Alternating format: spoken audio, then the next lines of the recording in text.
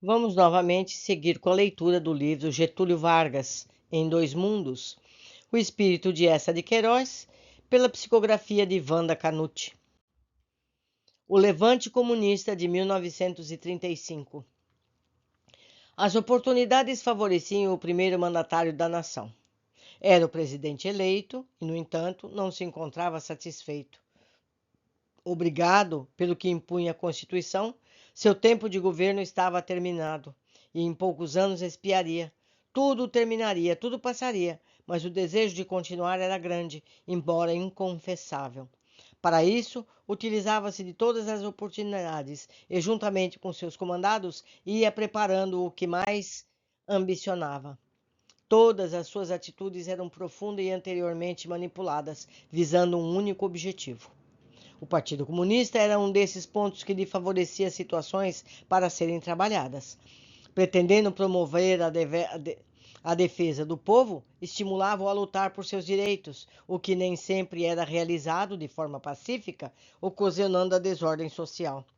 Liberados pela própria Constituição, comunistas e integralistas passaram a propiciar ao governo os ensejos de que necessitava. Os integralistas, a princípio opositores de Vargas, uniram-se a ele, numa comunhão de interesses, para mais facilmente combaterem os comunistas que temiam, gerando a desordem.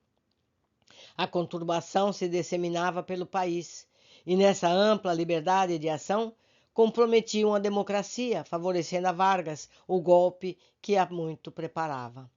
Luiz Carlos Prestes, capitão revolucionário liberal, que comandara a coluna Prestes por todo o país, exilado em Buenos Aires, voltou-se ao marxismo, rompendo com a coluna e, após a promulgação da Constituição de 34, ingressou no Partido Comunista. Em alguns países da Europa, bem como nos Estados Unidos, o desemprego era grande. Muitos dos reflexos de acontecimentos do exterior eram sentidos aqui. O principal deles foi o nascimento do nazismo. Hitler, através de um golpe, tomou o poder, derrotando o Partido Comunista Alemão.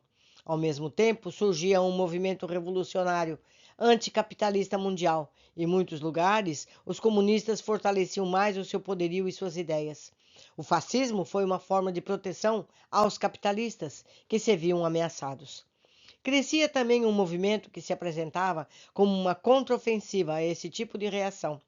Isso se concretizou na formação de frentes populares, que congregavam os operários de esquerda.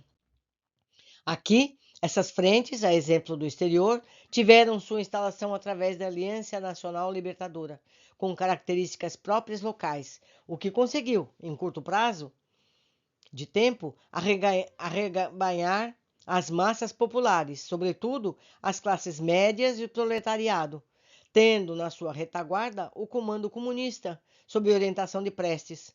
Quando ele retornou ao Brasil, depois da instalação da aliança, vinha para chefiar a sublevação e, a partir daí, passou a comandar efetivamente o Partido Comunista. Trouxe consigo a esposa, Olga Benário, comunista de nacionalidade alemã. Os objetivos básicos da Aliança Nacional Libertadora eram, entre outros, a luta pela suspensão do pagamento da dívida externa, pela nacionalização das empresas estrangeiras, pela entrega de terras dos grandes proprietários aos trabalhadores rurais e camponeses. A polícia não reprimia os passos de Prestes, mas atenta deixava-o agir livremente, como resultado de um plano de Vargas para atingir os fins que colimava. Em julho de 35, um manifesto de Prestes surpreendeu a população.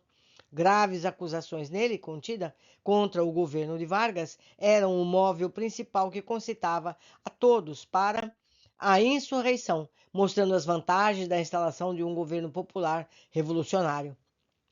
Homens de sua confiança foram enviados a todos os estados para preparar o movimento.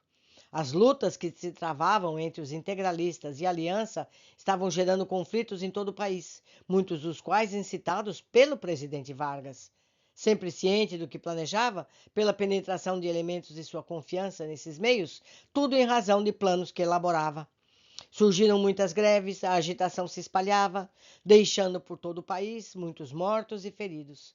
Quando Vargas tomou conhecimento do manifesto de Prestes, expediu um decreto, fechando por 6 meses todos os núcleos da Aliança Nacional Libertadora.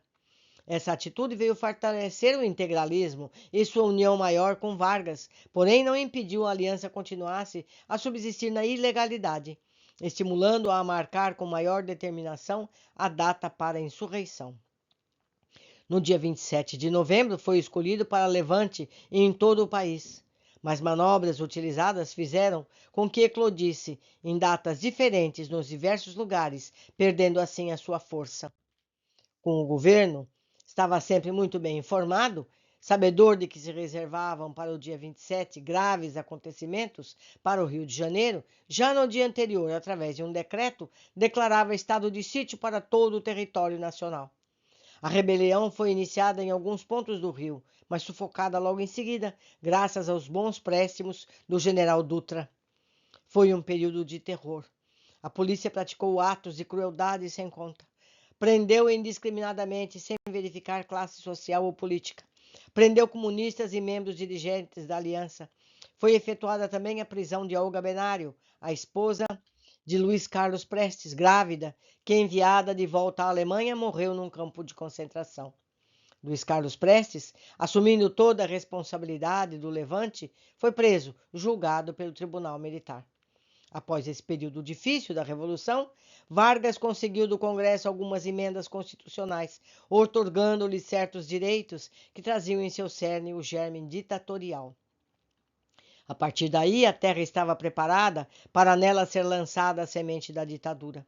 Juntamente com as forças militares e conservadoras e os integralistas tendo como pretexto o comunismo, ele começou a preparar o golpe de 37.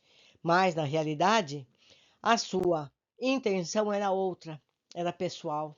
O seu mandato terminaria com as eleições de 4 de janeiro de 38. Meus amigos, por mais enviados que venham do espaço, que nasçam com o destino de fazer o bem, o ego faz com que as pessoas se percam. Ele tinha tudo nas mãos para fazer o bem, mas a sua vaidade o fez capitular. Mas vamos continuar com a história, afinal de contas, todos nós somos humanos, todos nós cometemos erros, não estamos aqui para julgá-los.